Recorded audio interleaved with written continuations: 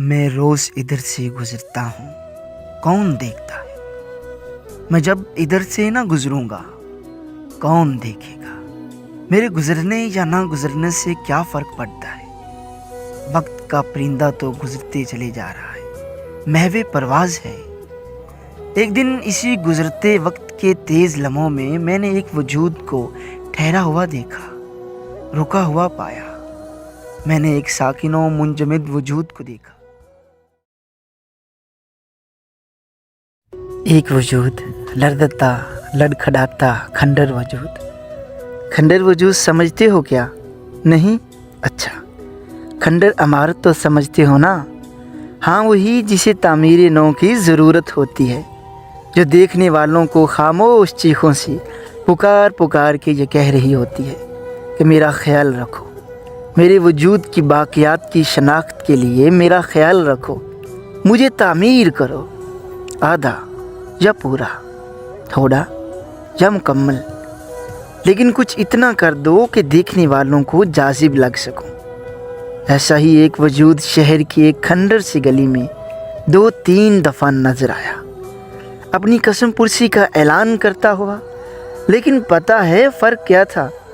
دونوں دفعہ دیکھ کے میری اندرونی کیفیات ایک دوسرے سے متضاد تھیں۔ پہلی دفعہ جب وہ نظر آئی، اس نے اپنے ہاتھ سے ایک ننھی منی بچی کا ہاتھ پکڑ رکھا تھا، گلے میں چھوٹا سا دوپٹہ تھا جو صرف گلے کے ارد گرد تھا۔ جانے کیوں ایسا لگا جیسے وہ اپنی بے ترتیبی کا رونا رو رہی ہو، وہ اپنے کھنڈر نما وجود کو آباد کرنے کا اشارہ دے رہی ہو، یا شاید اس وقت میرے اندر کسی کھنڈر کو آباد کرنے کا جذبہ دوڑ رہا تھا۔ جانے کیا تھا؟ وہ پرکشش تھی، اوپر سے ویران بھی۔ لمحے کے بھی بہت تیز لمحے میں میرا مکمل دھیان اس کی طرف تھا۔ میں چاہتا تھا کہ میں اس کے قریب جاؤں اور بھی قریب جاؤں۔ میں اس کو مکمل انہماک کے ساتھ دیکھ رہا تھا۔ وہ آگے بڑھ گئی، میں پیچھے رہ گیا۔ میری نظریں اس کے پاؤں سے ہوتی ہوئی اوپر کو گئیں اور میری کیفیت یکدم بدلنے لگی۔ پھر بھی میں نے اس کا تعاقب کیا، ایک دکان، دوسری دکان، تیسری دکان۔ میں اس کے ہاتھوں میں موجود اس کے بچے سمیت اس کے وجود کا بوجھ بھی ہلکا کرنا چاہتا تھا۔ میں چاہتا تھا کہ اس سے بات ہو، لیکن تیسری دکان سے نکلنے کے بعد وہ کہیں غائب ہو کر میری دماغ کے اندر، کہیں بہت اندر نمودار ہو چکی تھی۔ 2 دن تک میں نے اس کے بارے میں سوچا، مسلسل سوچا۔ کیوں سوچا؟ نہیں معلوم۔ جہاں ذات اس میں کیا خاص تھا، 2 دن بعد وہ مجھے دوبارہ نظر آئی، وہی میلے پیروں والی، میلے کپڑوں والی، لیکن جہاں ذات اس میں کچھ خاص تھا۔ اب کی بار میرے احساسات پہلے والے نہیں تھے، پھر بھی میں اس کے تعاقب میں رہا، یہ چاہتا کہ اس سے ہم کلام ہو سکوں، اس چاہ میں کہ میں اس کی عمارت کی ضروریات جان سکوں، اس کوشش میں کہ میں اس کے لیے کچھ کر سکوں۔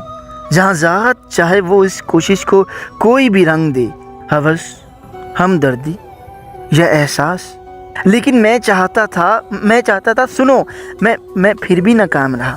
دوسری دفعہ بھی وہ رفو چکر ہو گئی، میں ہار گیا، لیکن مجھے سوچ کا ایک نیا سرا پکڑا گئی تھی۔ وہ بے نیاز کھنڈر وجود ایسا کیوں تھا؟ اگر وہ پکار رہی تھی تو کوئی اس کی پکار کیوں نہیں سن رہا تھا تو کوئی جواب کیوں نہیں دے رہا تھا؟ جواب دینا چاہتا تھا کوئی، پھر بھی کوئی جواب کیوں نہیں دے رہا تھا؟ اگر اس کی بجائے اچھے لباس میں ملبوس کوئی وجود اسی کیفیت میں ہوتا تو ارد گرد والوں کا کیا رد عمل ہوتا؟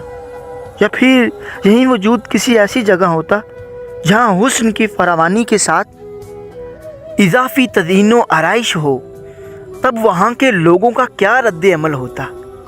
کیا یہی ضروری ہے کہ ایک پھولدار نفیس قمیص پر کوئی بدنما پھول ہو تب ہی اس کی طرف دھیان کیا جائے؟ ایسا کیوں ہوا کہ سب ایک جیسے پھولوں میں سے ایک قدرے مرجھائے ہوئے پھول کی حالت زار پر توجہ نہیں دے رہے؟ کسی نے اس کو سنا کیوں نہیں؟ جہاں ذات میں حیران تھا خود پر، اس بے نیاز وجود کی اداؤں پر، معاشرے کی بے نیازی پر، جہاں ذات میں حیران و پریشان ہوں، میں سوچ میں ہوں اس رب کی بے نیازی پر جو اس بے نیاز وجود کی اداؤں اور ضروریات سے بے نیاز ہے، حالانکہ وہ رب العالمین ہے۔ میں افسردہ ہوں، چاہے میں اس لڑکی کے پس منظر سے ناواقف ہوں۔